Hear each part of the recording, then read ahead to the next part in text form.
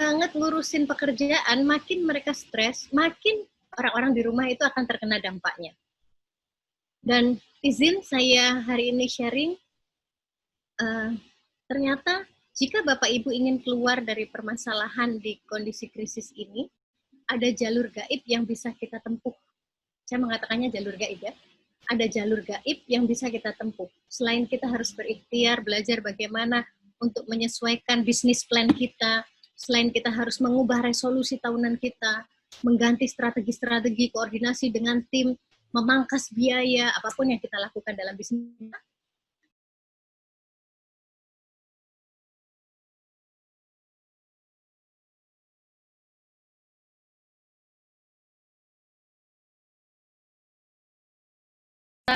sebulan lebih. Sudah sebulan lebih kita punya the new normal. Kita punya situasi normal yang terhenti. So then, sebelum kita bahas tentang COVID-19, saya ingin bertanya, apa kabar Anda hari ini? Please jawabannya bukan sukses mulia, itu ate banget ya, I know. Gitu, beberapa yang sudah alumni Academy Trainer jawabannya adalah sukses mulia.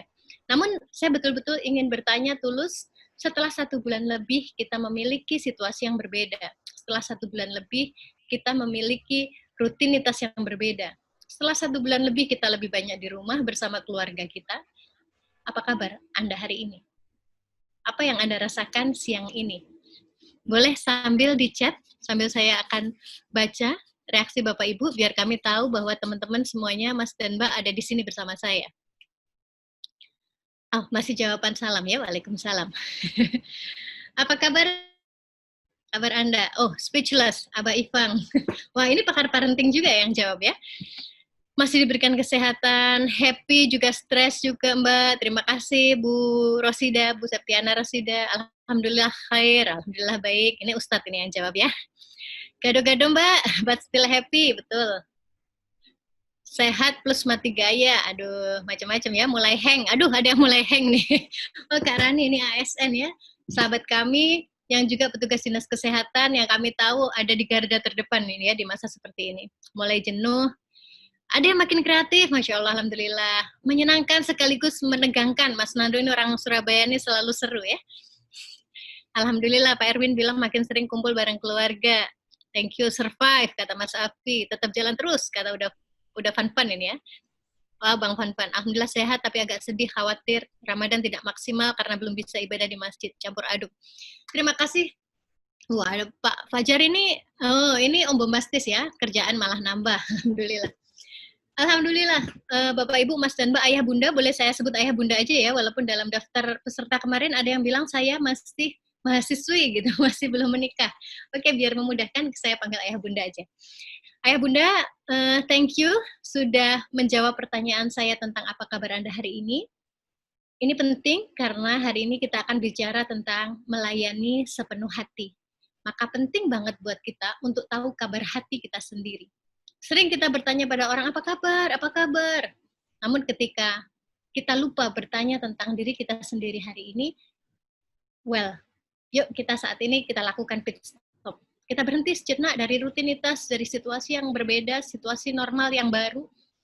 Mari kita sejenak bertanya pada hati, apa kabar dia hari ini? Karena kondisi work from home, ini luar biasa tantangannya. Mungkin teman-teman pernah melihat video yang akan saya sharingkan ini. Yuk kita lihat dulu video When You Try to Work From Home. The question is, how do democracies respond to those scandals? And what will it mean for the wider region? I think one of your children has just walked in. I mean, shifting sands in the region. Do you think relations with the North may change? I would be surprised if they do. Pardon me.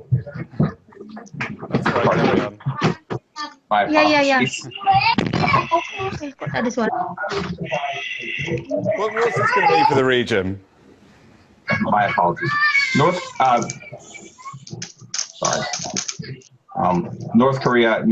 South Korea's policy choices on North Korea have been severely limited. Nah, ini sudah ada langsung contoh realnya ya. Saat kita kelas online, terus ada suara-suara lain yang masuk gitu. Rada mirip dengan apa yang dialami Bapak yang di BBC ini ya. Jadi kebayang banget ketika beliau sudah berusaha tampil seprofesional mungkin, atasnya sudah pakai jas, pakai dasi, kita nggak tahu ya bawahnya itu pakai sarung atau celana pendek ya.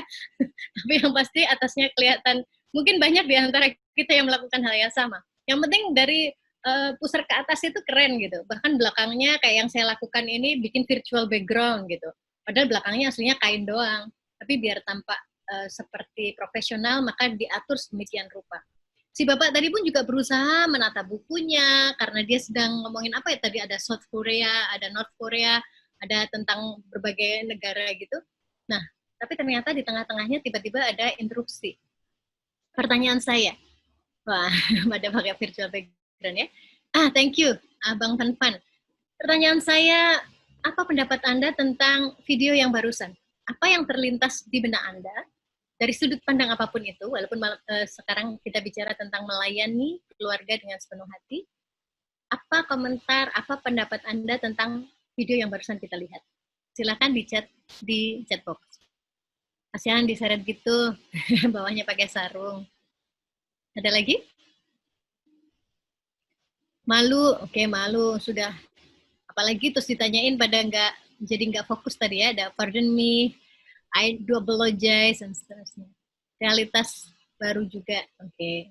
Terganggu. Sama kayak di rumah, ada tekanan, baik suami maupun istri. Kasihan si mboknya. Abah, itu kalau nggak salah itu istrinya, Bah. Nanti boleh dilihat. Kalau nggak salah dia sudah lakukan press release, dan ternyata itu kayak istrinya, bukan si mboknya ya. Oke, bagus, tetap berusaha profesional, banyak kejutan distraksi. Thank you. Yes, Bapak Ibu, kita tahu banget bahwa profesional kerja kita tetap harus terjaga. However, ini ada yang sebaiknya kunci ruangan gitu ya. Kalau anaknya nyamper segitu mah, di kunci ruangan masih gedor-gedor, Pak. Prok-prok. Apapun itu, ya, yuk kita sadari dulu, kita lihat dulu sekeliling kita, apa yang dialami Bapak ini adalah cerita secuil yang banyak kita alami saat ini. Dan memang, teman-teman psikolog di sini tadi tampaknya juga ada beberapa yang hadir psikolog ya, ada Teh Aisyah dari Bandung, sahabat saya di Kubik itu. Dilaporkan oleh para psikolog ternyata keluhan psikologis ini banyak sekali bermunculan during COVID-19. Pada masa 1 bulan lebih ini, krisis COVID-19 ini ternyata dilaporkan banyak sekali keluhan psikologis. Ada banyak orang yang cemas, putus asa, depresi, bahkan kita tahu so far yang saya tahu ada minimal 4 orang yang dilaporkan bunuh diri karena depresi di kondisi virus corona ini, di kondisi pandemi ini. Ada ya juga yang mengalami psikosomatis. Psikosomatis itu jadi ada sakit fisik, keluhan secara fisik, namun sebenarnya dia tidak punya masalah secara fisik, dia punya masalahnya secara psikologis. Biasanya menyerang 2 organ, kalau nggak kepala, perut. Nah, saya termasuk yang diantaranya pernah mengalami psikosomatis, jadi pusing yang berat banget ketika deadline tambah, ketika harus belajar hal baru, ketika harus expanding the comfort zone. Dulu biasanya ngajar di ketemu, sekarang harus ngomong sama laptop. Dulu harus begini-begitu, sekarang berbeda semuanya. So, let's embrace it. Gitu. Mari kita terima dulu. Kita sadari dulu bahwa diri kita sekarang memang sedang mengalami masa yang sangat menantang. Namun, ketika kondisi ini kita bisa berhasil, semoga ketika pandemi sudah berakhir jadi musim semi, kita akan jadi para pemenang. Nah, pertanyaan, mengalami semua ya Pak Yunanto ya? Oke. Oh, di sini anaknya ajak siaran, kata Bang Dul. Betul banget Bang, itu saya lakukan kemarin. Tapi dalam kondisi tertentu itu kita memiliki keterbatasan. But that's good idea. So, pertanyaan saya, Ayah Bunda. Ketika kita sebagai orang tua mengalami keluhan psikologis, satu atau hampir semua dari yang tampak di sini, kira-kira siapa yang paling terdampak dari masalah atau keluhan psikologis kita ini?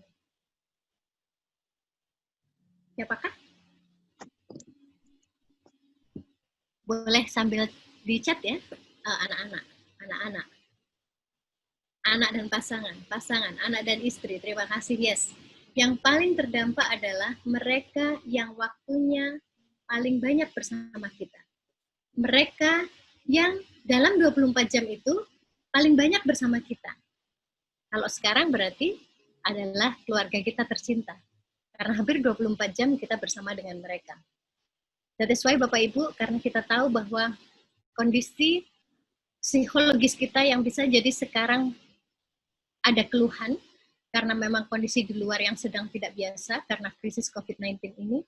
Kita perlu sadari bahwa anak-anak kita bisa menjadi orang-orang yang terdampak, pasangan kita bisa menjadi orang-orang yang terdampak karena masalah yang kita alami di dalam diri kita.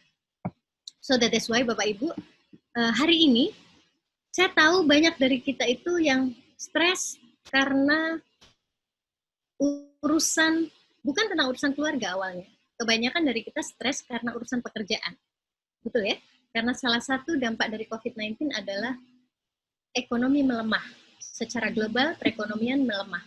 Bisnis banyak yang nggak jalan, banyak orang yang dirumahkan, banyak orang yang penghasilannya turun, bahkan sama sekali nggak punya penghasilan, dan itu adalah satu tantangan tersendiri buat para orang tua, buat para ayah bunda, untuk akhirnya bisa tetap menjalankan roda dalam keluarganya. Dan ketika mereka saking sibuknya, pusing banget ngurusin pekerjaan, makin mereka stres, makin orang-orang di rumah itu akan terkena dampaknya. Dan izin saya hari ini sharing, ternyata jika Bapak Ibu ingin keluar dari permasalahan di kondisi krisis ini, ada jalur gaib yang bisa kita tempuh. Saya mengatakannya jalur gaib ya. Ada jalur gaib yang bisa kita tempuh. Selain kita harus berikhtiar, belajar bagaimana untuk menyesuaikan bisnis plan kita, selain kita harus mengubah resolusi tahunan kita, mengganti strategi-strategi, koordinasi dengan tim, memangkas biaya, apapun yang kita lakukan dalam bisnis, itu adalah jalur-jalur normal, saya boleh bilang. Tapi hari ini kita akan belajar bagaimana untuk bisa berhasil dalam kehidupan ini, untuk bisa berhasil di kondisi krisis ini dengan menggunakan jalur gaib. Apa itu jalur gaibnya? Jalur gaibnya kita ikut apa kata Om Robert ini ya, seorang Director of the Harvard Study of Adult Development.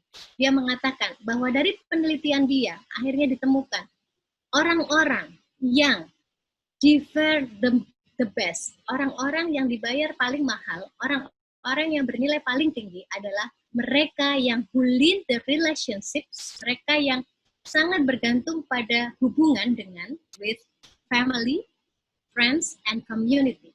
Ternyata orang-orang yang sangat bagus hubungannya dengan teman dan komunitas. Lihat yang disebutkan pertama adalah family, keluarga. Artinya Bapak Ibu, jika ayah bunda selama ini ngerasa bingung dengan bisnisnya, sibuk dengan usaha atau ranah profesionalnya, yuk kita pakai jalur gaib yang disebutkan sama Om Robert ini. Yaitu jalur yang pertama dia sebut, relationship with family. Kita perbaiki hubungan kita dengan keluarga. Karena ternyata itu adalah cara, alasan, salah satu penyebab people who fare the best. Orang dibayar paling mahal itu ternyata karena hubungan baiknya dengan keluarga. Kok bisa? Nanti kita akan diskusikan lebih lanjut ya. Artinya Bapak Ibu, di ayah bunda di kondisi krisis COVID-19 ini, di mana kayaknya kita itu malah mundur gitu ya dari target profesional kita, bisnis kita tampaknya tuh mundur alon-alon, kegiatan profesional kita tuh tampaknya malah jauh dari harapan, makin menjauh dari goal tahunan. Well, betul, mungkin ini di atas kertas kita sedang mengalami penurunan atau kemunduran. Namun, saat kita mampu melihat perspektif yang berbeda, semoga mundur kita ini ibarat an arrow that can only be shot by pulling it backward. Ibarat anak panah. Karena anak panah hanya bisa dilesatkan saat dia ditarik mundur ke belakang. Maka ketika kita sekarang ini lagi mundur sama Allah, sama Tuhan tuh dibikin mundur ke belakang, di posisi yang kita akhirnya nggak bisa banyak di luar rumah, tapi banyak di dalam rumah, banyak punya waktu untuk ngobrol dengan diri sendiri, dengan anak-anak di rumah. Semoga ini adalah pertanda bahwa setelah musim pandemi ini berakhir, kita akan menjadi pribadi yang siap melesat jauh lebih cepat, bahkan dari yang sudah kita planningkan akhir tahun kemarin. Amin. Artinya, Family Mastery yang akan kita pelajari ini semoga akan membawa kita untuk turn obstacle into opportunity. Kita ubah obstacle ini, tantangan ini, hambatan di kondisi krisis COVID-19 ini menjadi sebuah kesempatan. kesempatan untuk menjadikan kita pribadi yang nanti dibayar mahal, pribadi yang nilainya tinggi ketika krisis ini berakhir. Amin ya Allah. So, maka untuk membatasi karena waktu kita untuk berbagi terbatas, definisi kita batasi dulu family mastery karena di sini banyak pakar-pakar parenting ya yang nanti akan diskusi bersama kita juga. Kami akan batasi family mastery yang dimaksud. Melayani keluarga sepenuh hati yang dimaksud, yang akan kita bahas yang ini adalah keahlian menjalin hubungan yang hangat, yang membuat semua anggota keluarga bahagia. Keahlian menjalin, ini menjalinnya, ya ada menjalinnya di kupu-kupu ya. Keahlian untuk menjalin hubungan yang hangat, yang membuat semua anggota keluarga bahagia. Karena tadi kata Robert, relationships with family. Nah, kenyataannya di kondisi sekarang kita nggak mudah jadi pribadi hangat gitu. Si bapak yang tadi di BBC yang ada di video kita, Anda lihat dia berusaha profesional, tapi tangannya dia saat dia dorong anaknya ini juga dorongan yang penolakan kalau Anda lihat. Jadi dia berusaha, anaknya mendekat, berusaha ditolak. Anaknya mendekat, berusaha ditolak. Bisa kebayang itu hubungannya kira-kira apakah termasuk yang hangat apa yang enggak ya? Teman-teman pasti tahu. Bunda pasti tahu. That is why, biar nanti dalam kondisi yang tidak ideal pun kita mampu melayani keluarga, mampu untuk melakukan family mastery, maka kita perlu embrace, perlu yakini, perlu imani, yakini aja. Perlu memegang teguh prinsip untuk bisa melayani keluarga sepenuh hati. Nah, apa saja prinsipnya? Ternyata prinsip yang pertama adalah, remember, family is our prime customer. Keluarga itu adalah customer utama kita. Jadi kalau Anda ingin belajar melayani sepenuh hati, selain Anda perlu ikut pelatihan, perlu belajar nambah ilmu, please latihan saja di keluarga. Karena keluarga adalah lembaga yang paling sempurna untuk membuktikan, untuk memvalidasi apakah kita itu adalah orang-orang atau pribadi yang mampu melayani sepenuh hati. Karena kalau di rumah kan kita nggak jaim tuh apa adanya. Maka keluarga adalah lembaga yang paling sempurna untuk ngecek apakah kita itu orang yang pandai melayani apa enggak. Dan artinya keluarga itu seharusnya adalah prime customer kita. Karena kita paling banyak dengan mereka, kantor bisa berganti, rumahnya tetap.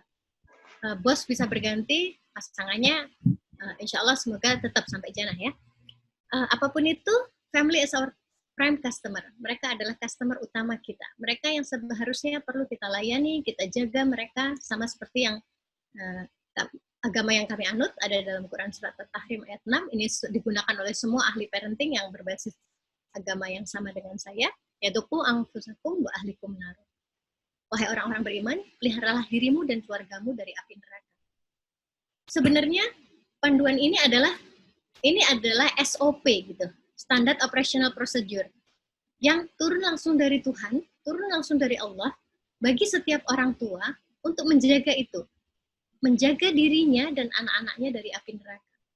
Maka memastikan kita mampu melayani mereka dengan sepenuh hati, biar mereka itu mau terbuka dengan kita.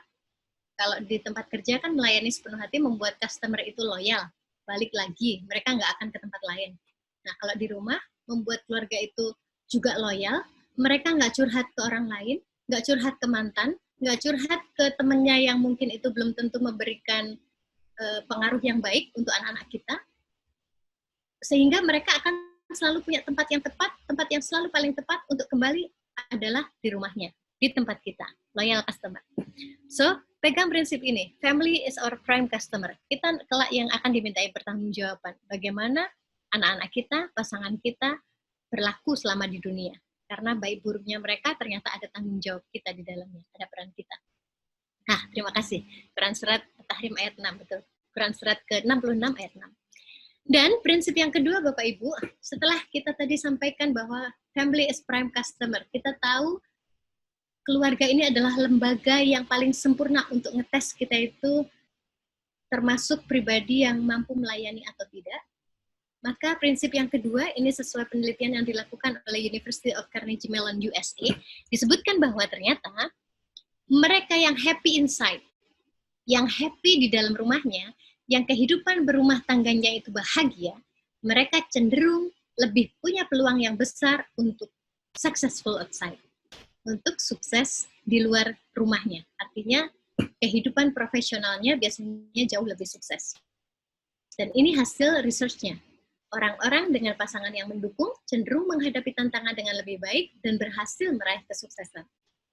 Yes, ini dua prinsip yang perlu kita pegang, kita pegang teguh, kita yakini. Kenapa harus melayani mereka sepenuh hati, kenapa tetap harus memprioritaskan mereka, karena dua prinsip ini.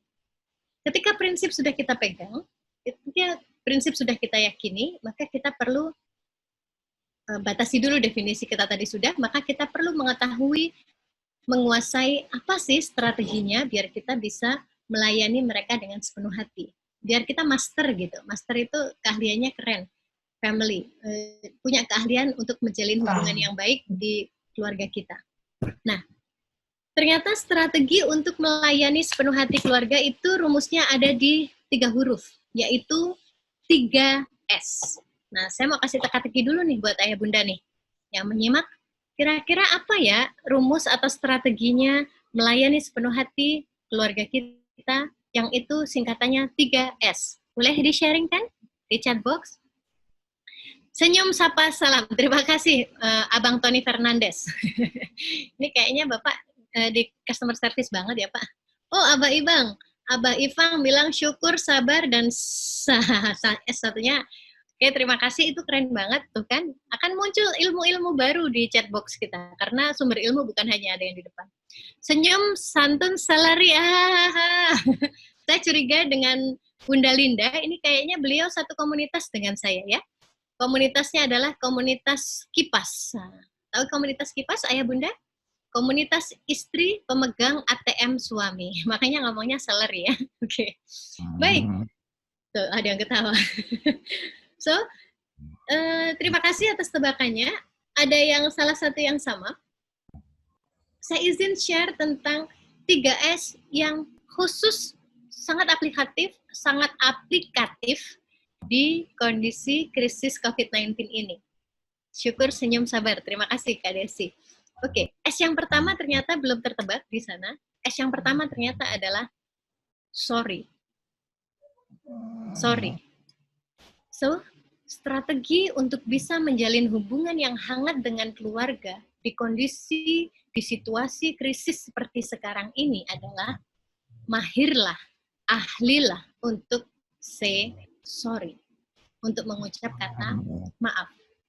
Nah, maaf, kan jadi begitu ya. Kenapa maaf? Ini, kan tadi kita bilang nih, ini jalur gaib.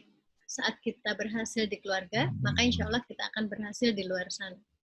Dan ini ada suara-suara yang yang keras ini. Boleh saya dibantu di mute, Mas host? Oke. Ya, Suara yang sangat menikmati ya kayaknya.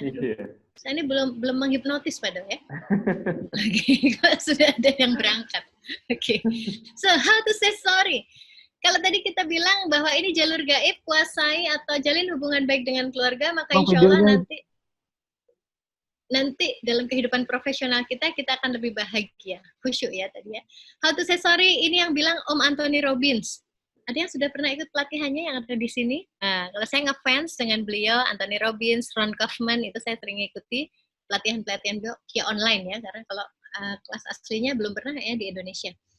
Beliau mengatakan, beliau yang banyak ngajarin tentang law of attraction, ngajarin banyak konsep tentang bagaimana berhasil dalam kehidupan. Ternyata salah satu quote yang Anthony Robbins bilang adalah, if you want to succeed, forgive everyone before you sleep. Simpel banget ya. Jika kamu ingin sukses, maka maafkan setiap orang sebelum engkau tidur. Ini kayak keren banget, tapi begitu saya membaca quote ini, saya tuh ingat ada kisah yang dikisahkan oleh insya Allah Anas bin Malik radhiyallahu an, sahabat yang dari usia 9 tahun sudah ikut Rasulullah ya. Beliau pernah meriwayatkan kisahnya Abdullah bin Amr bin Aish. Nah, apa kesamaannya dengan si Om Anthony Robbins ini? Abdullah bin Amr bin Ash ini dikisahkan pernah duduk bersama-sama dengan Rasulullah. Ketika tiba-tiba waktu di masjid begitu, tiba-tiba Rasulullah bersabda. Beliau mengatakan begini, segera setelah ini akan datang seorang penghuni surga. Oh, para sahabat udah langsung pada kepo nih kalau zaman sekarang. Siapa sih? Siapa sih? Siapa sih yang sudah dikabarkan bakalan masuk surga? Gitu.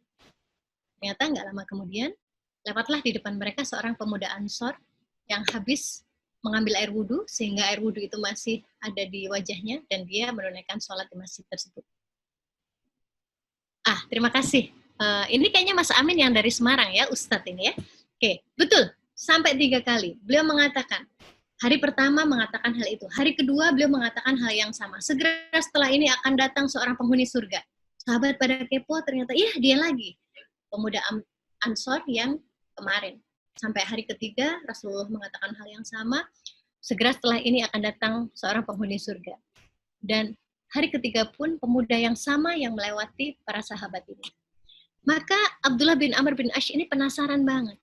Apa sih yang dilakukan oleh saudaraku ini sehingga ia dijamin surga? Sehingga ia dikabarkan Rasulullah bakalan masuk surga. Karena penasaran, maka diikutilah si pemuda ini oleh Abdullah bin Amr bin Ash. Dan dia sudah membuat strategi. Dia katakan pada pemuda itu, wahai saudaraku, aku sedang punya masalah dengan orang tuaku. Maka aku izin untuk menginap, menumpang, tinggal di rumahmu selama 3 hari ke depan. Apakah engkau izinkan? Kurang lebih begitu ya redaksinya. Maka si pemuda Ansor ini mengatakan dengan senang hati, wahai saudaraku, tinggallah sesukamu. Singkat cerita, selama 3 hari Abdullah bin Amr bin Ash ini tinggal bersama pemuda Ansor ini, dia tidak menemukan ada amalan istimewa yang dilakukan oleh si pemuda ini. Ya, dia tetap sholat seperti yang lainnya. Dia lakukan amalan-amalan yang seperti yang dilakukan oleh sahabat lainnya. Maka ketika sudah sampai di hari ketiga yang dia janji mau nginep nunut itu 3 hari, akhirnya nggak tahan dia, keponya dia ini, akhirnya beliau, Abdullah bin Amr bin Ash, bertanya pada si pemuda. Dia mengatakan kurang lebih begini, wahai saudaraku, sesungguhnya aku meminta maaf karena sesungguhnya aku telah berbohong kepadamu. Tidaklah aku punya masalah dengan orang tuaku. Namun aku mengikutimu dan ingin tinggal bersamamu karena aku mendapatkan kabar dari Rasulullah, engkau adalah yang dikabarkan akan menjadi salah satu penghuni surga. Dan beliau, Rasulullah, mengatakannya hingga 3 kali. Namun selama 3 hari aku bersamamu, aku tidak melihat ada amalan istimewa yang engkau lakukan. Bisakah engkau mengatakan padaku apa sesungguhnya yang engkau lakukan sehingga engkau dijamin surga? Maka si pemuda Ansor itu pun menjawab, tidak ada yang berbeda yang aku lakukan. Aku melakukan hal yang sama dengan kalian. Hanya saja, kata dia, hanya saja setiap malam sebelum aku tidur, aku membersihkan hatiku dari rasa iri dan dengki. Tidak ada aku menyimpan hasad buat saudaraku. Maka aku selalu memaafkan siapapun sebelum aku tidur. That's simple, ayah bunda. Hanya sekedar forgive everyone before you sleep. Itu sahabat yang dijamin surga. Nah, kalau kata Om Anthony Robbins, forgive everyone before you sleep, maka kita sukses. Semoga sukses kita dunia dan akhirat. Amin ya rabbal alamin. So, ayah bunda, pertanyaannya, is it easy gitu? Emangnya gampang ya? Saat kita tahu yang salah tuh anak kita. Saat kita tahu, kayak tadi tuh udah tahu dibilangin, papa mama mau online ya, BBC nih gitu ya. Ini yang keren ini disiarkan seluruh dunia. Nah, nanti jangan gangguin ya. Gitu. Tiba-tiba anaknya gangguin. Jalannya tuh kayak happy ya. Anak-anak kan selalu gitu ya, selalu happy. Nah, gimana caranya pada saat kita ngerasa dia yang salah, kok kita harus minta maaf ya? Karena kalau bicara tentang strategi family mastery di sini adalah kita yang meminta maaf pada siapapun, termasuk pada anak-anak. Jadi forgive itu artinya memaafkan, tapi di sini saya pakai kata sorry. Setelah memaafkan, kita perlu minta maaf. Nah, bagaimana caranya biar memaafkan dengan ikhlas? Terima kasih Bunda Ida. Kita akan langsung bahas. Biar kita bisa memaafkan dengan ikhlas, ternyata langkahnya ada 4. Yang pertama adalah maafkan dulu diri sendiri. Yes, maafkan dulu diri sendiri.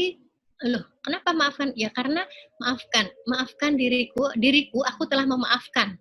Aku telah memaafkanmu, wahai diriku sendiri, karena engkau telah jengkel, engkau telah kecewa, engkau telah marah pada perilaku anakmu sendiri. maafkan dulu diri sendiri. Kalau kita belum menyadari bahwa kita punya kesalahan dan tidak memaafkan, maka sulit bagi kita untuk nanti bisa memaafkan dengan ikhlas. So yang pertama, maafkan diri sendiri dulu. Ketika kita sudah bisa memaafkan diri sendiri, baru yang kedua mintalah maaf. Mohonlah ampun pada Tuhan. Karena rumus memohon ampun pada Tuhan, kita tahu bahwa kita perlu menyebutkan, ya Allah, beristighfar, astagfirullahaladzim, ya Allah, aku mohon ampun kepadamu. Atas apa? Minta maaf atas kesalahan yang mana? Sebutkan kesalahannya. Aku minta maaf, ya Allah, aku mohon ampun, ya Allah. Karena hari ini aku ada rasa marah, ada rasa jengkel, ada rasa kecewa sama anakku. Amanah dari engkau, misalnya. Jadi, mohon ampun dulu pada Tuhan. Yang ketiga baru, maafkan dulu orang lain, meskipun dia nggak minta maaf. Meskipun istri itu nggak minta maaf, meskipun suami nggak minta maaf, meskipun orang tua nggak minta maaf, bahkan mungkin mereka nggak ngerasa salah. Maafkan aja dulu. Dan yang keempat baru, mintalah maaf pada orang lain. Mintalah maaf pada yang buat kesalahan tadi. Jadi maafkan dulu, kalau kita ambil contoh tadi ya, kita lagi sibuk, kemudian terus anaknya gangguin, kita maafin dulu diri sendiri yang sudah sempat jengkel, kita memohon ampun karena kita sempat emosi, karena dalam segala ilmu parenting nggak ada perintah untuk menyakiti anak, kecuali satu hal, boleh memukul anak ketika umur 10 tahun, itu pun jika umur 7 tahun dia sudah diajari sholat. Kalau belum diajari sholat dari umur 7 tahun, maka kita nggak boleh pukul dia. Artinya, berlaku kasar tuh nggak boleh. So, mohon ampun pada Tuhan, baru, oh ada yang tanya, sorry di sini artinya istighfar. No, sorry di sini artinya meminta maaf. Jadi forgive, memaafkan, dan apologize, memohon maaf. Ada dalam satu kalimat itu. Bukan hanya istighfar ya, tapi ini say sorry nantinya. Istighfar, Bapak nanti, Ayah, Bunda, istighfar ini hanyalah salah satu langkahnya, langkah nomor 2 setelah memaafkan diri sendiri. Nah, biar nggak jadi teori, kita akan langsung praktek, Ayah Bunda. Saya berharap Anda yang hadir di sini sudah membawa alat tulis, sudah menyiapkan, atau boleh nanti langsung ngechat saja. Kita akan langsung berlatih. How to say sorry. Anak tidak menyelesaikan PR-nya tepat waktu sehingga kita di Japri, nama anak kita diumumkan di grup WhatsApp guru sekolahnya. Yang WFH, yang anaknya study from home, learn from home, pasti ngalami ini. Yuk Bapak Ibu, kami menantang Anda untuk menuliskan how to say sorry kepada anak yang tidak menyelesaikan PR-nya tepat waktu. Bentar, menurut kita siapa yang salah nih kalau anak tidak menyelesaikan PR tepat waktu? Siapakah yang salah? Oh, thank you Bang Dul. Yang salah orang tua. Good. Ketika ortu salah, berarti kita sudah tahu kita yang salah. Now, bagaimana caranya? Oh, Bu Ida bilang anak lah yang salah. Oke. Okay. Good. Ini yang salah kita. Baik. Perspektifnya bisa siapa saja, bisa orang tua yang salah, bisa anak yang salah. Namun pada saat ini, di sesi ini, saya ingin mengajak ayah bunda untuk berfokus pada apa peran kita, apa sumbangsih kita, apa kesalahan kita pada anak kita yang tidak bisa menyelesaikan PR-nya tepat waktu itu. Salah semua, dapat 0 dong Pak Amin. Yuk, apa sumbangsih kita sehingga itu nanti bisa jadi modal kita untuk minta maaf. Maaf ya nak, mama belum sempat bantu kamu. Kamu kesulitan ya ngerjain PR-nya. Yuk kerjain bareng-bareng. Cakep, mantap. Ini pasti Bunda Linda ini terlatih banget. Kebayang pasti anak-anaknya happy banget ya punya bunda begini. Saya jengkel sama gurunya karena anak saya sudah mengerjakan tugas tapi diumumkan anak saya belum mengerjakan tugas. Aduh, ini curcol yang lain ya. Oke, maafkan dulu diri sendiri, lalu nanti boleh kita maaf sama gurunya. Wah, ini keren nih Kak Femi nih. Gimana caranya yang salah gurunya kita yang minta maaf sama dia? Oke, terima kasih atas responnya Ayah Bunda. Ya, saya setuju dengan Bunda Linda bahwa ketika anak tidak menyelesaikan PR-nya tepat waktu, maka datanglah pada dia sambil katakan, sayang, mama minta maaf. Dek, papa minta maaf. Minta maaf ya, beda dengan subjeknya kita yang minta maaf. Beda dengan, dek maafin mama ya, itu jadi dia loh nanti subjeknya. Maafin mama ya, apalagi nggak ada siapa subjeknya, jangan. Kita harus jadi subjek yang meminta maaf. Dek, mama minta maaf ya, karena mama tadi lupa untuk ngingetin adik ngerjain PR. Dek, mama minta maaf ya, karena mama tadi belum bisa bantu kamu, PR kamu itu ternyata mama udah lupa, itu udah tahun berapa ya, mama itu udah lama banget gak belajar ini, jadi mama gak bisa bantu kamu. Akhirnya kamu jadi PR-nya tidak tepat waktu.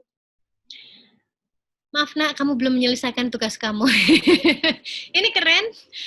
Maaf nak, kamu belum menyelesaikan tugas kamu. Ayo selesaikan. Ini pertanyaannya Bunda Dini, terima kasih. Ini sudah menjadi umpan yang keren banget. Kalau kalimatnya, maaf nak, kamu belum menyelesaikan tugas kamu. Ayo selesaikan. Itu kira-kira kalimat yang sudah memaafkan belum ya? Oke. Ciri bahwa kita sudah memaafkan diri sendiri, kita sudah memohon maaf pada Tuhan, kita sudah memaafkan anak kita, cirinya adalah kita tidak mengungkit, menyebutkan kesalahan anak kita. Tapi kita akan berfokus pada solusi apa yang bisa kita lakukan bersama dengan mereka. Terima kasih Bunda Dini, ini settingan ya, biar kita semua jadinya tahu mana contoh yang enak di hati dan mana yang nggak enak di hati. Nah, ini kan kita ngomongin melayani sepenuh hati nih, maka yang dirasain, yang hadir rasanya itu yang di hati. Bunda, ayah Bunda bisa rasain. 2 kalimat saya ini silahkan dibedakan, mana yang lebih enak. Yang pertama saya katakan, nak, mama minta maaf ya, karena mama tadi belum sempat bisa bantu kamu kerjain PR. Akhirnya PR-mu belum selesai pada waktunya. Yang pertama. Dengan yang kedua, nak, mama minta maaf ya, karena kamu belum mengerjakan tugas. Ayo selesaikan sekarang. Yang kedua malah masih sebutin kesalahannya. Yuk, ayah bunda butuh latihan banget memang untuk bikin kalimat ini ya, butuh berlatih, bahkan sebenarnya ada polanya yang bisa kita pelajari bersama nanti ya. Bunda Femi, maafin mami ya sayang. Nah, mohon diubah dengan mami minta maaf. Karena maafin mami berarti dia masih disuruh. Tapi kalau mami minta maaf, meminta itu memohon, memohon itu, cinta itu memohon, bukan menuntut. Asik, ya. Cinta itu memohon, bukan menuntut. Kalau memohon berarti mama mohon maaf, mama minta maaf. Itu memohon. Kalau menuntut, maafin mama. Kata in itu kata perintah. Aduh, sampai segitunya ya. Enak yang pertama, terima kasih. Yuk lanjut. Kalau ada istri ngomel karena uang belanja kurang, para ayah adakah yang hadir di sini yang mengalami ini? Insya Allah nggak ada ya yang hadir di sini, karena yang hadir di sini kayaknya rekeningnya masih salary bulan lalu bahkan masih belum ya, amin ya Allah. Istri ngomel karena uang belanja kurang, gimana caranya untuk kita meminta maaf pada dia? Diaminin sama Pak Suwandi ya. Istri ngomel karena uang belanja kurang. Maaf, biasanya respon pertama kalau kadang-kadang udah suami itu capek, kerjaan susah, koordinasi sama tim itu nggak mudah. Ternyata ada beberapa bisnis yang dibatalkan, terus istri ngomel karena uang belanja kurang. Kalau kita nggak lakukan 4 langkah tadi, kalau kita nggak kuasai prinsip-prinsip tadi juga, bisa jadi istri ngomel karena belanja kurang, bisa jadi ini nanti awal dari perang Baratayuda. Dan maaf, dikabarkan bahwa di musim krisis ini jumlah perceraian meningkat. Maka yuk kita bentengi keluarga kita. Setelah apa yang kita pelajari hari ini, kita tebarkan pada orang-orang di sekitar kita. Kita jaga keutuhan Indonesia, karena banyaknya kriminalitas, banyaknya kejahatan, diantaranya pasti itu orang-orang yang dalam keluarganya tidak bahagia. So, gimana caranya? Maaf ya, saya ketawanya kurang elegan ini ya, kurang corporate. Ada suami yang bilang, kayak poai, kok sudah habis? Aduh, kamu tuh Bu, kurang bersyukur. Lihat tuh tetangga tuh malah nggak punya penghasilan, pengangguran dia. Udah mending-mending ya, mau papa masih ada rezekinya gitu. Aduh, maaf ya ayah, kena ODP orang nggak berpenghasilan. Baik. Maaf ya, udah tambah-tambah piti balanjo dah, yang di Bali sagalo mahal udah. Waduh, semua yang dibeli mahal. Ini bahasanya Teh Talua Pinang Mudo ya. Oke. Meni Citra. Terima kasih, tapi udah ada yang keren nih. Ada Bang Dul. Keren nih, Beb. Waduh, udah pakai Beb nih ya. Beb, maafin ya. Belum bisa kasih uang belanja lebih. Ini udah keren banget nih, disebutkan apa peran kita pada kesalahan istri yang ngomel-ngomel. Istri yang ngomel kan sebenarnya juga nggak oke banget, karena 3 hal yang bisa membuat seorang wanita masuk neraka. Yang pertama adalah auratnya, yang kedua adalah lisannya karena banyak gibah, yang ketiga adalah kekufurannya, ketidakbersyukuran dia pada suaminya. Maka jaga istri kita dari api neraka karena ngomel-ngomel soal ini. Terima kasih Bang Dul sudah ngasih contoh keren banget. Beb, maafin, aku minta maaf ya. Belum bisa kasih uang belanja lebih. Terus apa lagi dilanjut? Beb, aku minta maaf ya, belum bisa kasih uang belanja lebih. Tolong doain ya, semoga proyek yang ini goal. Tolong doain ya, usaha usaha Beb. Manggil ini apa nih yang sana Beb? Ai ya kayaknya. Ada Beb, ada. Doain ya, usaha Ai nanti yang kali ini berhasil, goal. Semoga yang ini nanti menghasilkan. Wah, itu lebih keren lagi ya. Sudah minta maaf, lalu minta doa sama istri. Karena kami meyakini rezeki yang ada di tangan suami itu bukan karena suami. Bisa jadi itu karena doa-doa istri di malam-malam yang panjang ya, dalam sujudnya, insya Allah. Oke, karena tahu pasti apa yang akan dijawab. Terima kasih.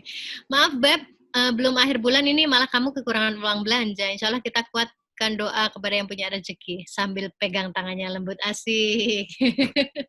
Oke. Kata Mas Fatoni, ayah minta maaf ya, tadi udah marahin abang. Abang tahu kalau misalkan jadi anak disiplin itu bisa jadi orang sukses. Oh, kalau tadi misalnya udah terlanjur marah ya. Oke, Mas, ada yang mosok gitu ya. Oke. Latihan kita yang ketiga untuk poin ini. Yuk. Aku tunggu kalimat minta maafnya. Loh, oh ini ada istrinya di sini nih, Bang Dul nih.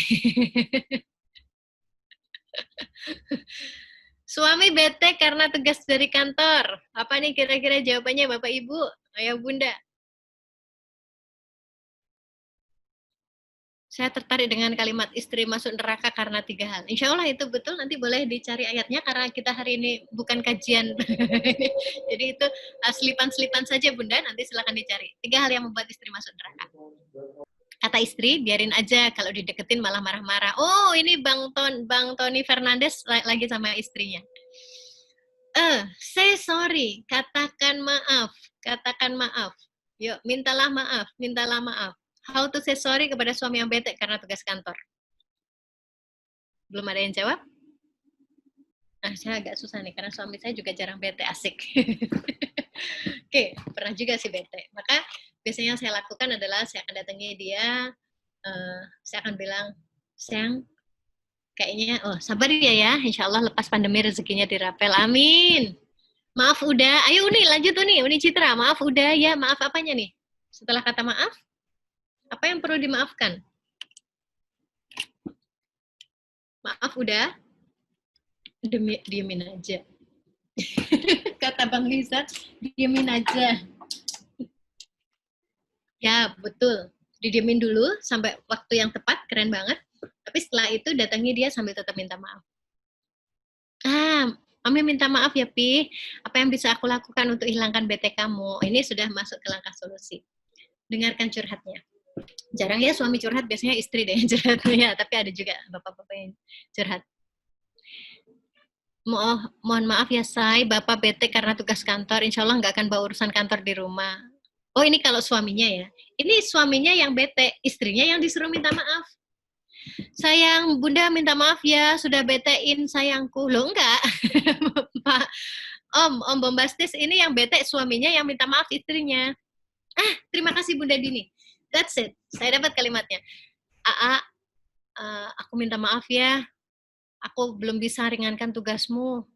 Aku setrika baju, dirimu kan suka aku nyetrika.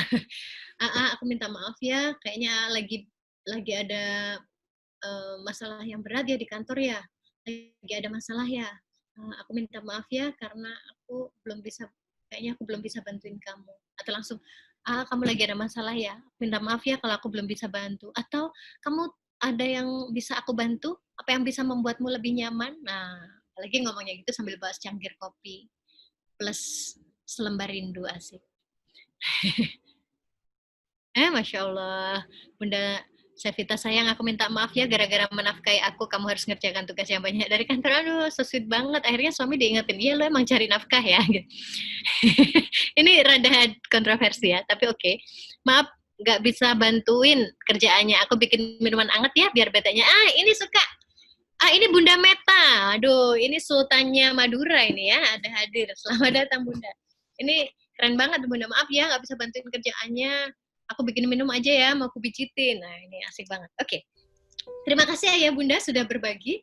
However, ada Bu Jundra juga. Maafkan Ibu kalau menambah pikiran Ayah karena masakan Ibu kurang enak sambil nyodorin makanan. Aduh, nanti jadi nggak dimakan. Tapi itu udah keren, nggak bisa jadi bikin tambah pikiran. So, Ayah Bunda, itu tadi hanya case tadi, hanya studi kasus yang saya sampaikan. However, saya yakin Ayah Bunda yang di rumah, pasti kita pernah melakukan kesalahan.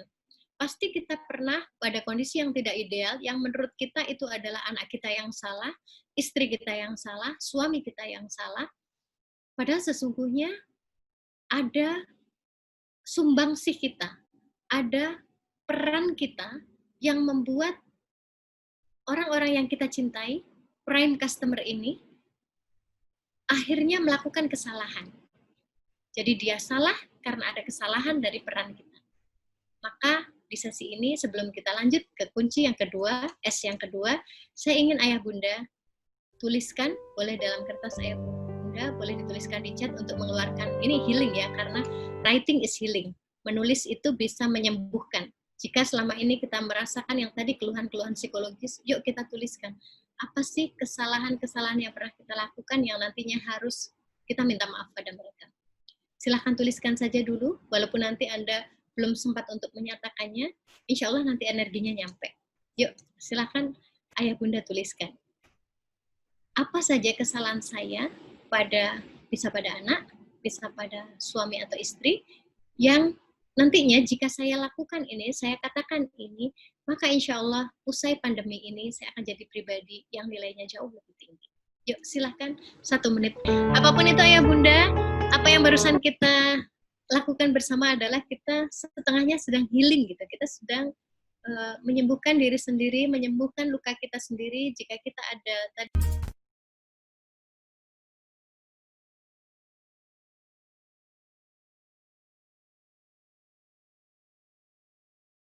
ada keluhan-keluhan psikologis, ada stres, ada depresi, insya Allah ketika kita sadari apa kesalahan kita mohonkan ampun pada Tuhan, nanti kita meminta maaf pada orang-orang yang mengalami atau terdampak dari kesalahan kita, maka insya Allah setelah ini hubungan keluarga kita akan lebih bahagia lagi.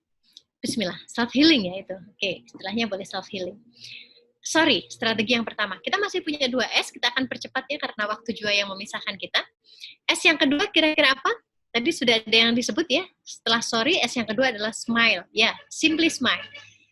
Banyak-banyaklah tersenyum pada mereka, pada keluarga tercinta kita, terutama di kondisi krisis COVID-19, di mana banyak orang stres, banyak orang depresi, banyak orang sudah lupa cara tersenyum.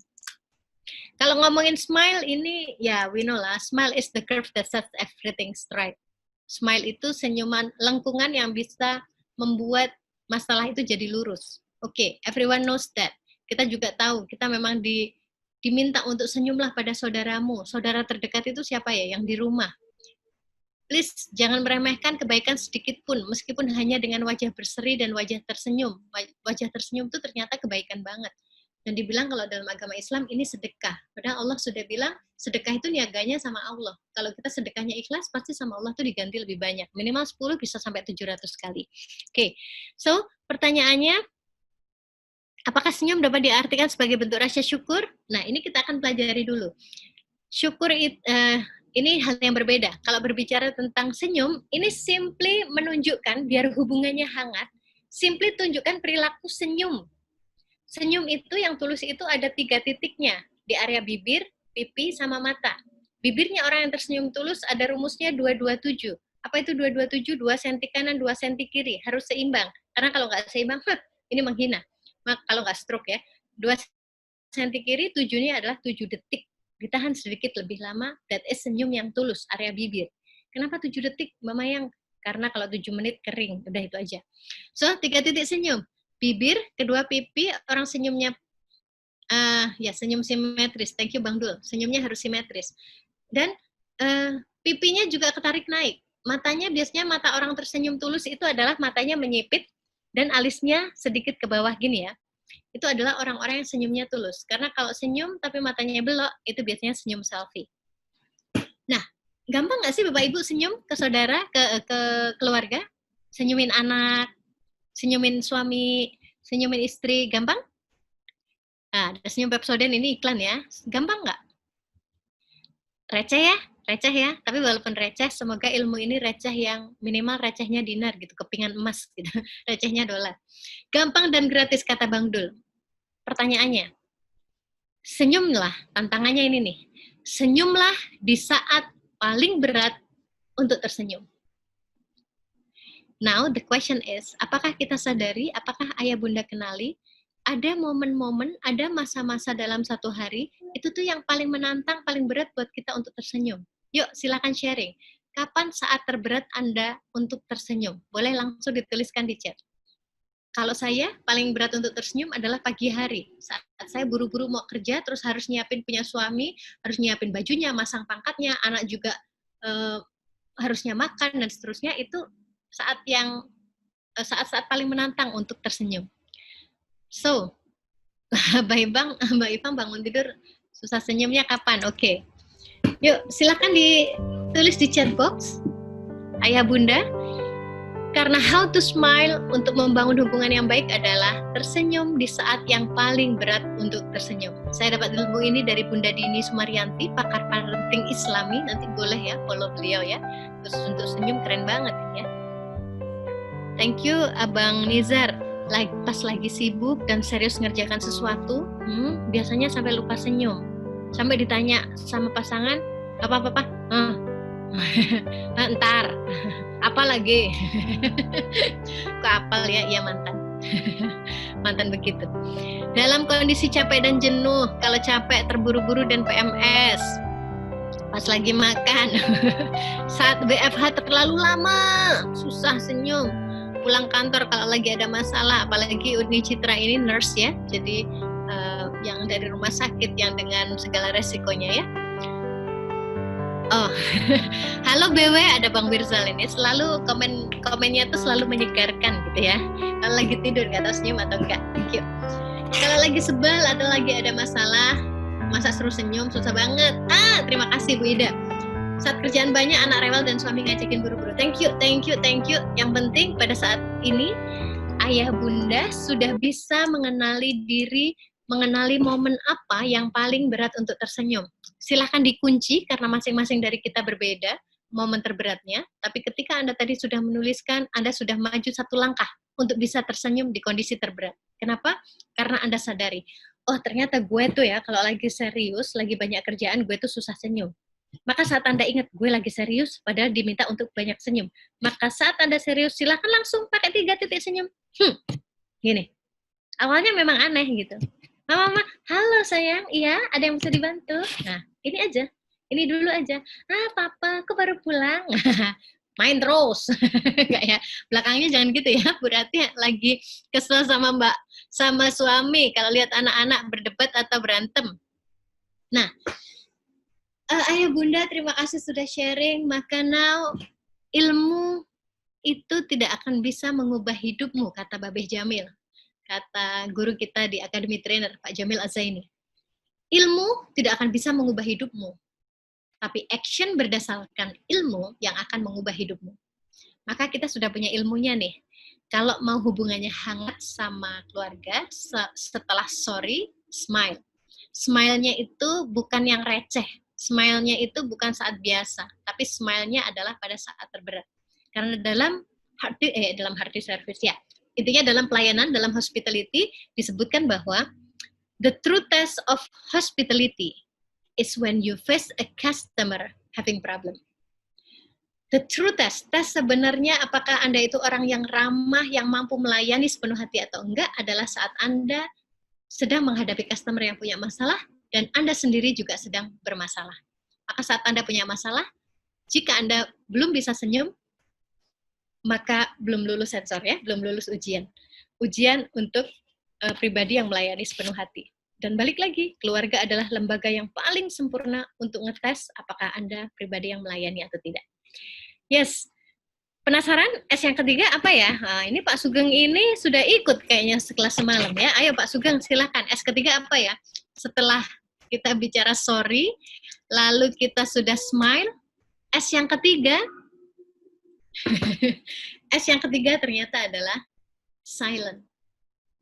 Yes, silent. Apa itu silent? Silent itu diem. Artinya ada masa di mana kita itu karena lagi banyak masalah banget, manusiawi ya, kita lagi tertekan banget, kita nggak bisa melakukan apa-apa, jangankan minta maaf gitu ya. Smile aja masih latihan gitu, senyum aja masih latihan ngikutin rumus 3 titik senyum. Pokoknya ikutin rumus aja, entah itu sepenuh hati atau enggak, pokoknya rumusnya udah bener ya udah gitu senyum. Awalnya kayaknya fake gitu, tapi ada istilah fake it till you make it. Berpura-puralah sampai engkau betul-betul bisa melakukannya. Maka saat kita senyum aja sudah butuh usaha banget, nggak ada yang bisa dilakukan, then S, silent. Dan silent ini isn't empty ya teman-teman. Ayah bunda, silent ini bukan kosongan, silent itu full of answers. Sebenarnya saat kita diem, kita tuh nggak kosong otaknya. Saat kita diem, sebenarnya di sini tuh lagi malah kita memproses banyak hal. Dan memproses banyak hal ini, kalau kata Imam Syafi'i mengatakan, memang kita kalau mau bicara, berpikirlah terlebih dahulu. Jika telah jelas ucapan kita itu bawa manfaat, ya say it, bicaralah. Tapi apabila ucapan itu dikhawatirkan bahwa kemudorotan, bahwa keburukan, atau kita nggak yakin ini bisa bawa manfaat, then keep silent, gitu kan ya. Silahkan mendingan diem. Diemnya ini, diem yang sambil berusaha untuk menemukan jawaban. Jawaban apa? Dalam kondisi ini, sebenarnya perspektif mana sih yang harusnya aku ambil? Saat anak tidak selesai ngerjakan PR-nya, perspektif apa ya yang enaknya gue ambil? Silent ini kalau dalam buku Hearty Service kami menyebutnya break stage. Orang butuh stage untuk break dulu. Ibarat kalau kita belajar kelas training ada break gitu ya, ada coffee break gitu. Memang kita perlu istirahatkan dulu hati kita, jiwa kita, pikiran kita untuk ketemu yang lebih fresh, untuk ketemu sudut pandang yang lebih baik. Maka silent berarti juga usaha untuk menemukan perspektif yang berbeda. Ini adalah cara agar kita bisa melihat sebuah keadaan dengan cara yang berbeda, sehingga begitu kita nanti sudah siap, sudah memilih yang terbaik, kita baru akan memberikan reaksi, memberikan respon yang terbaik. Seperti itu Bapak Ibu. Dan kita akan langsung latihan. Latihannya apa?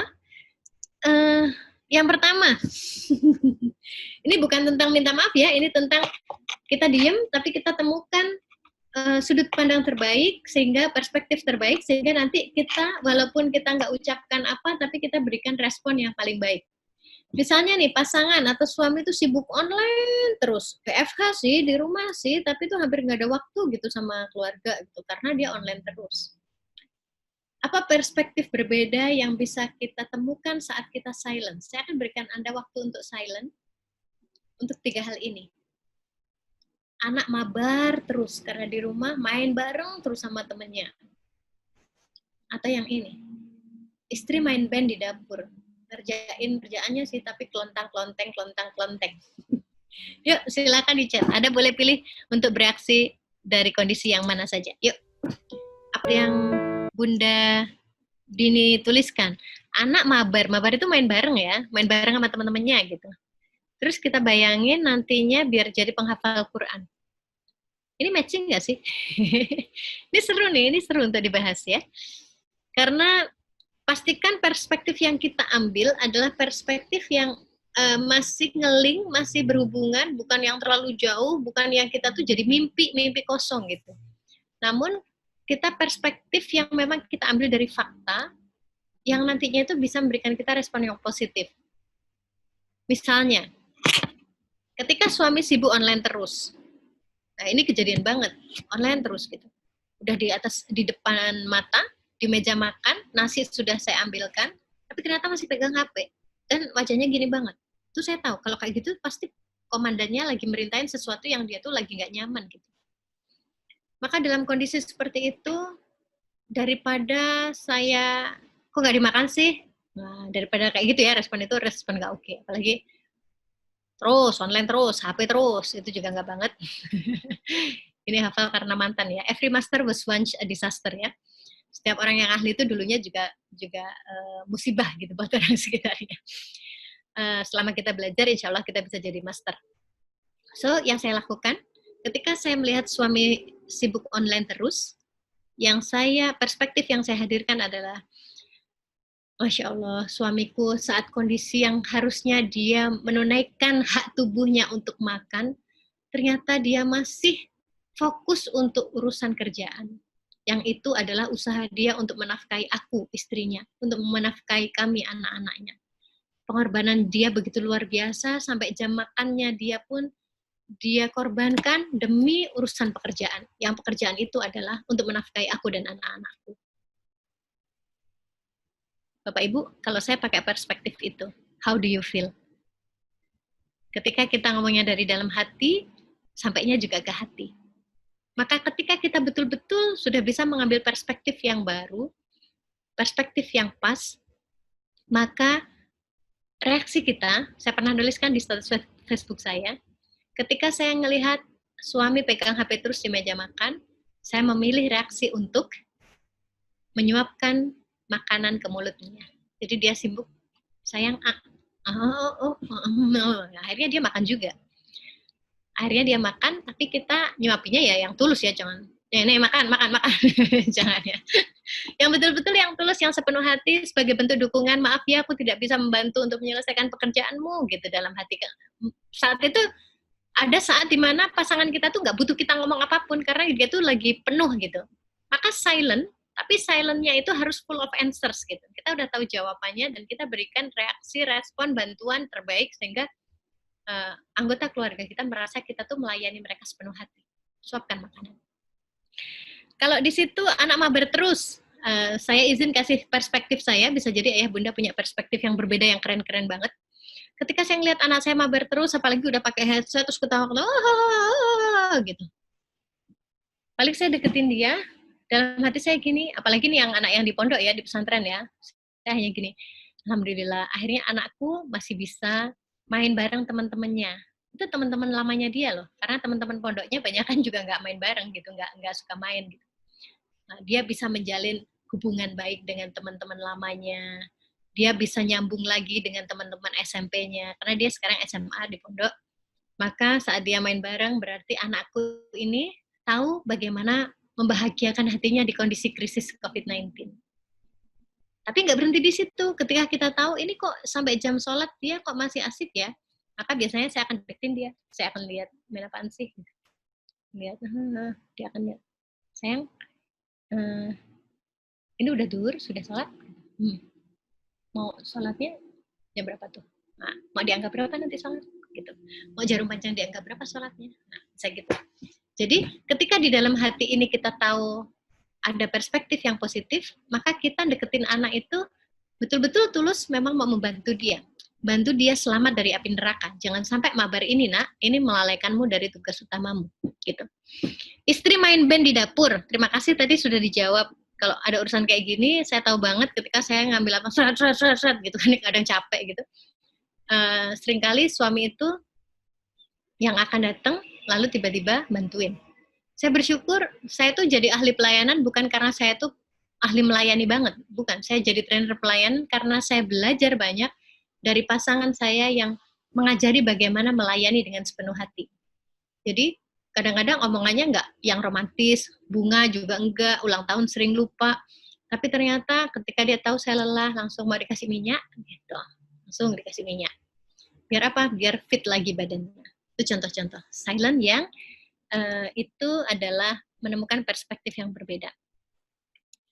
Baik, Bapak Ibu, terima kasih banyak sudah berproses. Hari ini kita sudah menuntaskan langkah strategis kita melayani keluarga sepenuh hati. Ternyata ada 3S. Banyak-banyaklah minta maaf. Kalau perlu berebutan minta maaf. Ini istilah kerennya rebutanlah minta maaf.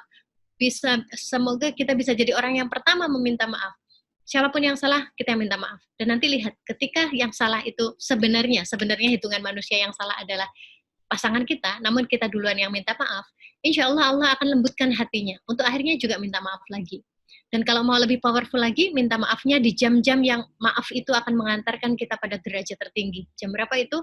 Kalau dalam Al-Quran disebutkan dalam Quran surat Ad-Dariyat ya, di sana disebutkan orang yang beruntung itu, yang beriman itu, yang menempati surga itu adalah orang yang bangun di sepertiga malam terakhir. Yang dia sedikit sekali tidurnya, sepertiga malam terakhir dia sholat, lalu setelah sholat itu dia banyak beristighfar, banyak memohon ampun. Memohon ampunnya harusnya tidak sama Allah, tapi memohon ampun pada pasangan. Maka kebayang indahnya krisis COVID-19 yang membuat kita punya banyak cukup waktu untuk beristirahat di rumah sebenarnya. Kita sisakan sepertiga malam, kita komitmen untuk bangun tahajud bersama, setelah sholat tahajud saling meminta maaf. Sayang maafin ya, kalau hari ini aku gini-gini. Maka saling berebut salah itu namanya ya. Kayaknya saya yang salah deh, enggak gue yang salah. Itu jauh lebih baik daripada gue yang benar, lo yang salah. Itu nggak enak banget. Dalam melayani sepenuh hati di keluarga sekali lagi, rebutan salah, duluan minta maaf, say sorry, itu keren banget. Smile lah di saat terberat, dan silent lah saat Anda tahu bahwa kata-kata Anda belum tentu bermanfaat. Semoga dengan 3S ini, kita akan benar-benar menjadi seseorang yang di kondisi WFH ini, semoga bukan hanya bumi yang disucikan, semoga jiwa kita, hati kita juga sedang dibersihkan, semoga kita makin pandai melayani keluarga kita dengan sepenuh hati, sehingga selesai masa pandemi ini, kita akan menjadi pribadi yang nilainya, derajatnya, harganya jauh lebih tinggi, insya Allah. Demikian Mas Tutus, saya kembalikan ke hostnya. Baik, terima kasih banyak Bu Mayang. Ayah Bunda sekalian boleh diberikan tepuk tangan online-nya nih untuk Bu Mayang sekali gitu ya. Nah, baik Ayah Bunda sekalian, untuk itu selanjutnya kita akan mulai sesi ini. Yang bersiap bertanya boleh langsung mengirimkan pertanyaannya di chat box-nya. Silakan Ayah Bunda.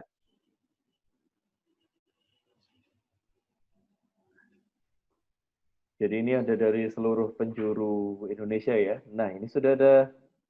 Bisa raise hand ya Mas ya, yang mau bertanya boleh icon jempol. Ini kalau di HP ada raise hand ya, kalau di sini icon jempol. Ya. Untuk yang mau bertanya nanti di unmute saja Mas, biar lebih asik. Silakan Ayah Bunda.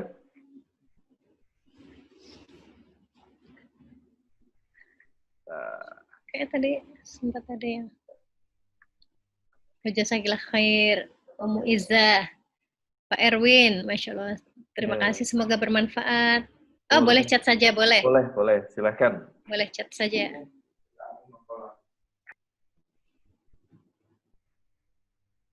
Oh, karena ada putri beliau yang tidur di samping ya.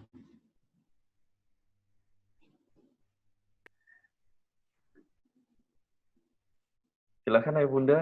Nah, yang mau bertanya atau mau memperdalam materi ini.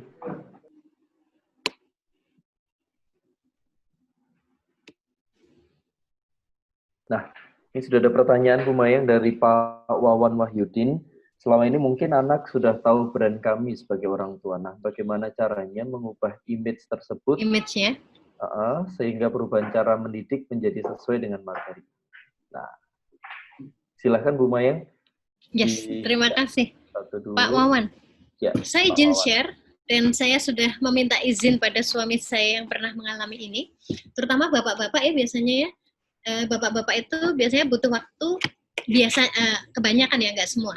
Banyak bapak-bapak itu yang butuh waktu beradaptasi untuk menjadi orang tua tuh sedikit lebih lama daripada ibu-ibu, karena ibu dari anak di kandungan tuh sudah terlatih gitu untuk menjadi ibu. Sementara bapak-bapak ibunya hamil kadang malah main ke sono kemari ya, masih mabar dan seterusnya. Oke. So, gimana caranya mengubah image, mengubah brand? Langkah yang kami bagikan itu adalah yang kami lakukan, Ayah Bunda. Jadi, waktu itu ingat karena ini bapak-bapak yang tanya, saya samakan dengan kondisi suami saya. Saya masih ingat banget waktu itu anak saya yang sekarang kelas 2 SMA, yang nomor 1 itu, waktu itu masih kelas 6 SD. Dan karena beberapa hal, akhirnya terjadilah pertikaian. Kebayang kalau bapaknya tentara itu disiplin, feodal gitu ya. Walaupun alhamdulillah setiap orang berproses, saya pun dulu juga nggak gini-gini amat gitu. So, waktu itu saya ingat banget, suami itu marahin anak saya sampai ditampar. Dan ternyata tamparan itu menjadikan bibir anak saya itu pecah. Secara tentara ya, tangannya segede apa gitu. Bibirnya pecah, agak ada darah gitu. Tapi luar biasanya anak laki-laki saya itu nggak nangis. Ditampar, dia tuh malah melotot. Dia diem aja sih. Tapi dia tidak ingin menunjukkan bahwa dia rapuh. Meskipun saya tahu dia, ya sebagai ibu saya sangat nggak terima aslinya. Tapi karena kami sudah ada komitmen pada saat menikah bahwa nanti cara kita mendidik anak adalah siapapun di antara kita yang mungkin bersalah di depan anak harus saling melindungi. Jadi pastikan tidak berdebat di depan anak. Itu yang kami komitmenkan selama pada saat mau menikah. Hindari bertengkar di depan anak. Jika ternyata yang salah adalah salah satu dari kami, suami atau istri, maka kami harus saling backup di depan anak. Berantemnya di belakang aja gitu. Saya ingat banget setelah anak saya ditampar itu, begitu masuk kamar, saya cubit suami saya cubit, pokoknya saya cubit banget, saya bilang aku nggak rela aslinya anakku kamu giniin gitu. Udah bilangnya udah anakku gitu ya, masa-masa berproses lah ya. Namun akhirnya ini yang perlu diingat ayah bunda, para bunda terutama, jangan kita menggurui suami kita ya, karena kita memang levelnya di bawahnya. Lebih baik pakai mulut orang lain gitu ya, atau banyakin doa aja nanti biar suami itu dimudahkan sama yang di atas untuk berubah. Akhirnya yang saya tahu, entah bagaimana, waktu itu suami saya tuh mengetahui bahwa penting ternyata untuk meminta maaf pada anak. Maka saya tahu waktu itu suami saya tuh tiba-tiba dia bilang gini sama saya, kayaknya aku tadi terlalu keras sama anak kita. Betul kata situ bilang, kayaknya aku tuh memang gini-gini. Aku takut nanti dia akan teringat sampai dia dewasa bahwa aku tuh bapak yang kasar, bapak yang keras. Dan waktu itu memang pertama kali nampar beneran gitu. Maka saya tanya, terus gimana Sam? Apa rencananya situ? Nanti aku mau minta maaf. Dan saya tunggu momen itu, saya tuh ngintip karena suami saya bilang, nanti biar aku sama dia aja, aku butuh waktu berdua.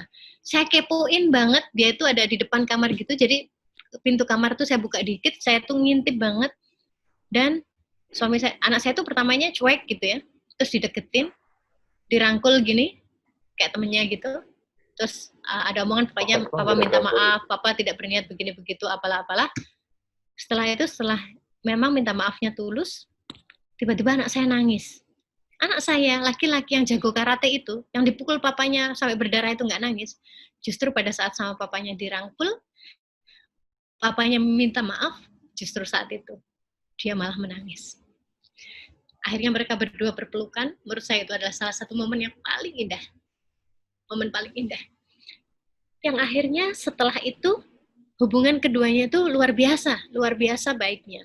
Kedua anak dan bapak ini akhirnya itu bisa, saya tahu bisa tulus banget, bisa asik banget, dan alhamdulillah keluarga kami jauh lebih bahagia dari itu. Maka jika mau tanya, gimana caranya mengubah image? Start from sorry. Mulailah dari minta maaf. Bukankah dalam agama kita juga diajarin, kalau mau meminta sesuatu kepada Allah pun, awali dengan istighfar. Awali dengan minta maaf dulu, mohon ampun dulu. Kalau mau anak kita baik, mau anak kita berubah, mau anak kita nurut dengan cara mendidik kita, maka mintalah maaf dulu atas kesalahan yang pernah kita lakukan. Semoga jika maaf itu keluarnya dari hati, akan diterima oleh hati anak kita pula. Insya Allah Pak Wawan. Semoga Allah kuatkan, semoga Allah mudahkan nanti, semoga Allah lembutkan hati putra-putri Bapak.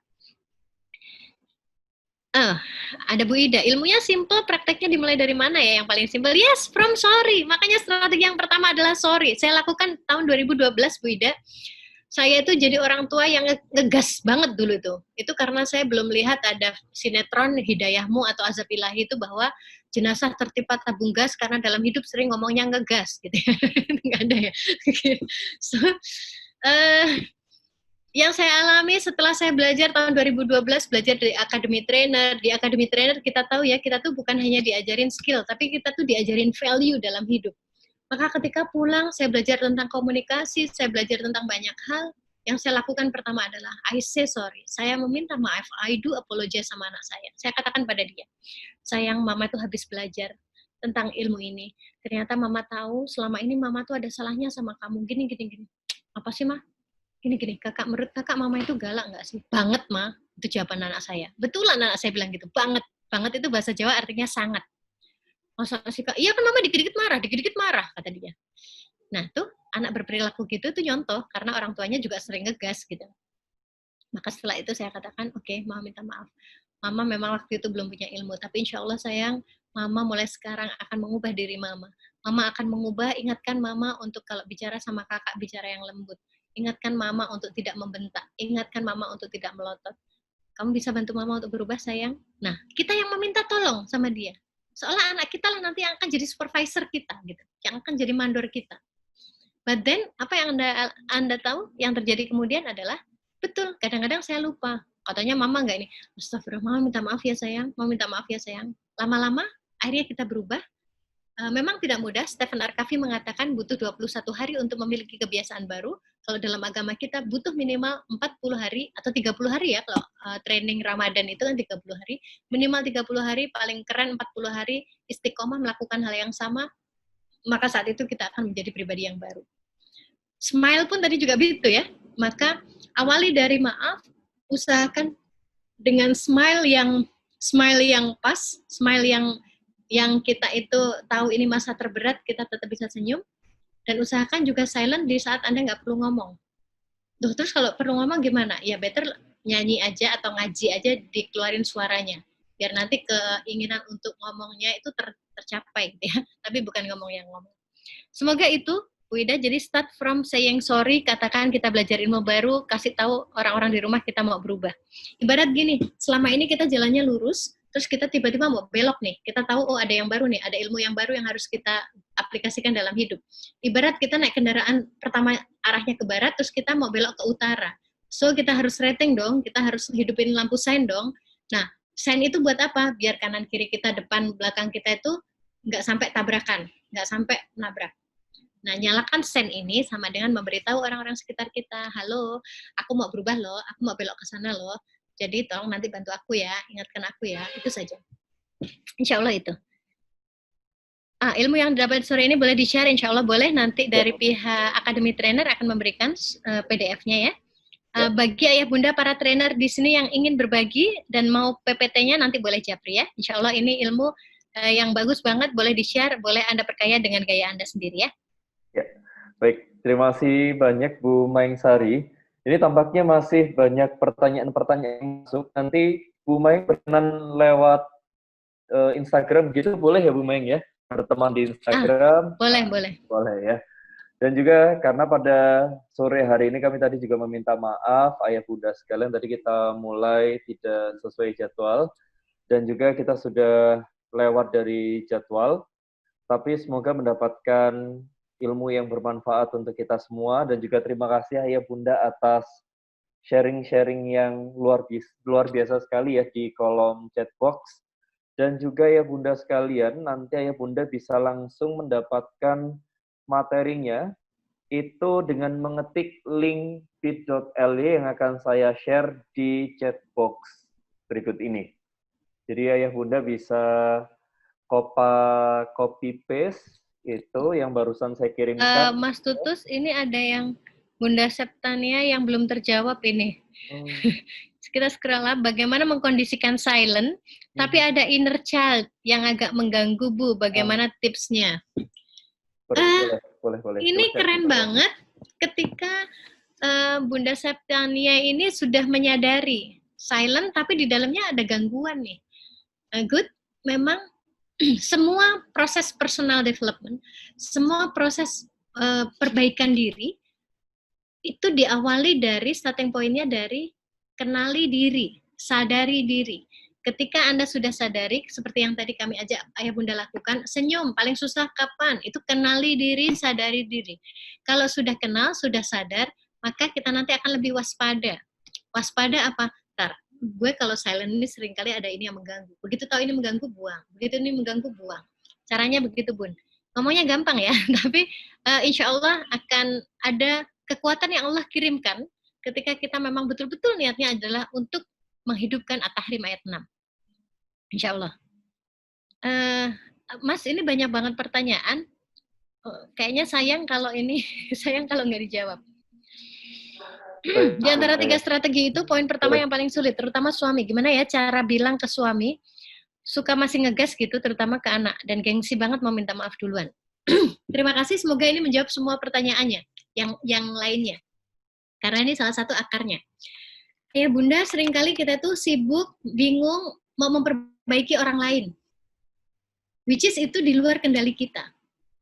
Kita seringkali sibuk, iya aku mau lakukan 3S ini, sorry, smile, sama silent.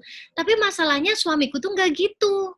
Tapi masalahnya anak gue tuh nggak gitu. Ntar gue minta maaf, dia ngelunjak lagi misalnya.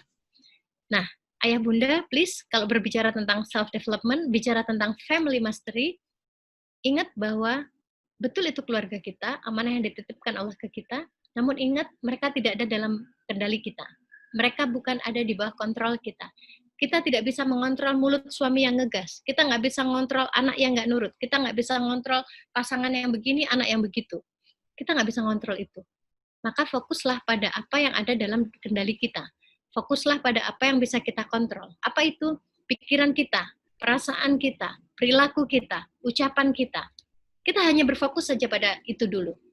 Dan jika kita sudah ngerasa, saya sudah lakukan ini kok belum berubah, saya sudah maaf, sudah tulus kok mereka masih gitu ya. Nah, berarti bekali diri, nanti dengan ilmu, ada ilmu yang ada caranya ini untuk mengcounter istilahnya ya. Mengcounter kalau suami itu ngomongnya begini, saya jawabnya dengan kalimat yang apa ya, biar win-win nanti. Kalau anak ngomongnya begini, apalagi anak yang sudah milenial gitu kan, rebel dia ya, suka bantah gitu ya. Gimana caranya biar ucapan saya, nasihat saya itu diterima. Nah, itu ternyata ada tekniknya. Win-win communication namanya. Komunikasi yang menang dengan menang, dengan mengenali kalimat yang mereka pakai itu tipe yang mana. Nah, however, saat ini yang ingin kami bagikan ke Bunda Meta dan Ayah Bunda yang lain adalah, jika semua hal sudah kita lakukan dengan baik, kita sudah berusaha merubah diri jadi lebih baik, dan kita tahu bahwa orang laki-laki baik hanya untuk wanita yang baik, wanita baik hanya untuk laki-laki yang baik, maka cek, jangan-jangan kita masih belum cukup baik untuk mendapatkan suami yang lebih baik gitu. Jangan-jangan suami kita gitu tuh karena kita belum baik-baik amat juga gitu. So, kalau kita yakini bahwa saya sudah baik kok, saya sudah baik, gimana? Ya udah, modal dengkul aja deh gitu. Modal dengkul itu ilmu andalan saya, jurus andalan kita semua. Apa maksudnya modal dengkul? 2 dengkulnya taruh di tanah, taruh di atas sajadah, taruh di lantai, lalu sujudlah yang panjang, terutama di sepertiga malam terakhir. Sebut namanya, minta Allah lembutkan hatinya, minta Allah kasih jalan. Bukan dari Anda. Karena suami berubah, anak-anak kita berubah, bukan karena hebatnya kita. Pasangannya trainer itu jadi sukses bukan karena mulutnya si trainer. Itu karena Allah yang lembutkan hati mereka, Allah yang atur hidup mereka. Maka modal dengkul aja, sebut nama mereka, minta Allah nanti untuk berikan jalan. Minta Allah untuk lembutkan hatinya. Insya Allah, jika itu kita lakukan penuh, niatnya lurus, maka insya Allah krisis ini adalah menjadi turning point agar kita menjadi pribadi yang jauh lebih mahal setelah ini. Anyway, ngomong-ngomong itu saya jadi ini Mas Tutus, saya jadi ingat bahwa win-win communication itu nanti akan ada ya di Academy Trainer ya. Ya. Akan ada di Academy Trainer tanggal 28, pekan depan. Nanti kalau nggak salah tadi ada teman-teman sempat sharing bahwa akan ada treatment khusus untuk peserta webinar hari ini. Jika berkenan untuk belajar lagi bagaimana sih memilih kalimat yang pas, yang win-win communication, yang suami begini, istri begini, anak begini, orang tua begini. Bahkan karyawan begini, atasan begini. Itu insya Allah ada cara-cara, ada langkah-langkah mudahnya. Semoga menjawab Mas Tutus. Ya, baik. Terima kasih banyak Bu Mayang, karena juga keterbatasan waktu. Kami mohon maaf kepada kami minta maaf kepada ayah bunda sekalian. Nanti boleh sharing ya, boleh langsung join di Instagramnya Bu Mayang, ada di @heartyservice, bisa langsung DM di sana, sharing-sharing di sana. Dan juga buat teman-teman sekalian, bagi yang ingin ikut, nanti bisa ikut di kelas win-win. Boleh dibantu ditampilkan kembali, Bu Mayang? Win-win, oke. Okay. Ya. This is it. Ya. This is it. Nah, jadi ini ada mini online training, Bapak Ayah Bunda sekalian, win-win conversation. Bagaimana sih membangun kekompakan kerja dengan healing communication teknik. Nah, nanti Ayah Bunda akan ada sesuatu spesial yang sudah bergabung di kelas webinar ini. Sekali lagi Ayah Bunda sekalian, bagi yang ingin mendapatkan materi, saya up kembali, bisa langsung meng-copy paste di layar pencarian internetnya ya di bit.ly/materi_webinar HS. Jadi Ayah Bunda bisa langsung mengisi di sana. Sekali lagi Ayah Bunda sekalian, terima kasih banyak atas kebersamaan di sore hari ini. Kami semua senang sekali bisa mendapatkan pengalaman-pengalaman dan juga ilmu baru dari Ayah Bunda sekalian. Nah, sebelum diakhiri, saya akan bergeser terlebih dahulu. Mas Aziz, sudah siap? Ya.